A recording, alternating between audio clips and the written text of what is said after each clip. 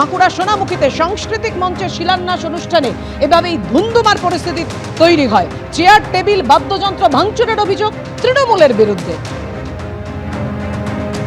দেখছেন বাঁকুড়ার সোনামুখীর ছবি। এভাবেই চেয়ার টেবিল ভাঙচুর করা হয়েছে, হামলা চালানো হয়েছে।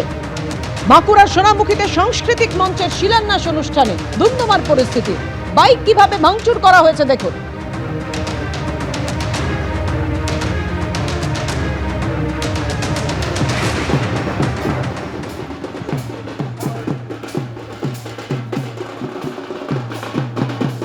যে মুহূর্তে শিলান্যাস অনুষ্ঠান চলছিল সোনামুখীতে সাংস্কৃতিক মঞ্চের, আর তার খানিক পরেই হামলা, অভিযোগ তৃণমূলের বিরুদ্ধে।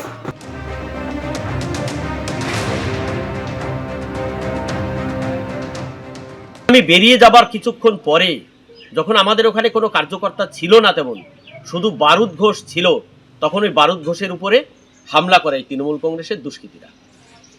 এবং কিছু না পেয়ে গরিব মানুষ যারা বাজনা বাজাতে গেছে তাদের সেই বাজনাগুলোকে ভেঙে দিয়েছে। গরিব মানুষ টোটো চালাচ্ছিল, সেই টোটোটাকে ভেঙে দিয়েছে, মাইক ভেঙে দিয়েছে।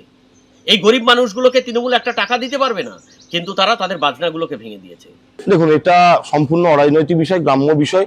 অতএব গ্রামের মানুষ একত্রিত হয়ে কি করেছে এটা সোনামুখীর বিধায়ক সাহেবকে গিয়ে জিজ্ঞাসা করুন, আর কেন করেছে তার জবাব বিধায়ক সাহেব দিতে পারে। আগামী দিনে আরো দেখতে থাকুন, যেই এলাকায় প্রতিশ্রুতি দিয়ে মানুষের ভোট নিয়েছিল, 4.5 বছরে সোনামুখী বিধানসভার সংশ্লিষ্ট এলাকায় ওনাকে দেখতে পাওয়া যায়নি। অতএব 4.5 বছরে উনি কি উন্নয়ন করেছেন মানুষ জানতে চাইছে। 4.5 বছরে ওনার দেখা কেন পাওয়া যায়নি মানুষ জানতে চাইছে। ক্ষোভের বহিঃপ্রকাশ উত্তরে উত্তর বাড়তে থাকবে। তৃণমূল কোথাও নেই দাদা। তৃণমূল কেন বিজেপির পিছনে ধরবে? তৃণমূল উন্নয়নের পিছনে দৌড়ছে। স্কুলে ঢুকে দাদাগিরি, ইন্দাসের বিজেপি বিধায়কের বিরুদ্ধে থানায় অভিযোগ স্কুল কর্তৃপক্ষের। স্কুলে বিনা অনুমতিতে ঢুকে ক্লাসরুমে শিক্ষকের সঙ্গে বচসা। ইন্দাসের বিজেপি বিধায়ক নির্মল কুমার ধারার বিরুদ্ধে থানায় লিখিত অভিযোগ দায়ের স্কুল কর্তৃপক্ষের।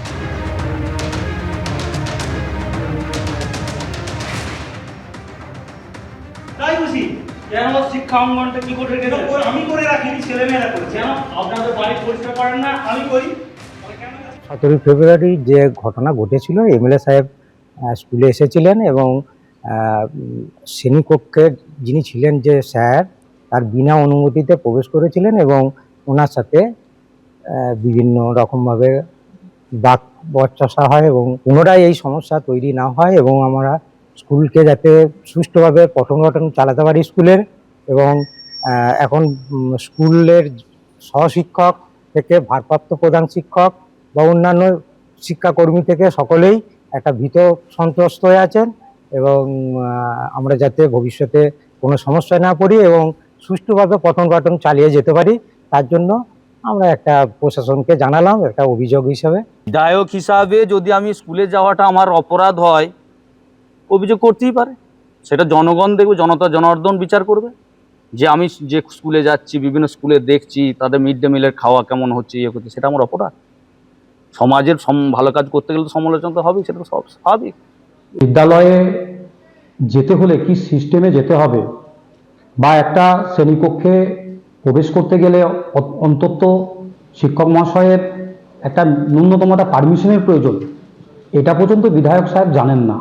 একটা নির্লজ্জ বিধায়ক 4.5 বছর ঘুমিয়েছেন, একটা টাকা ওই স্কুলকে ফান্ডে বা কোনো রকম উন্নয়ন প্রকল্পে তিনি দেননি। আজকে মিথ্যাচার করছেন, নাটক করছেন। এবিপি আনন্দ, এগিয়ে থাকে, এগিয়ে রাখে।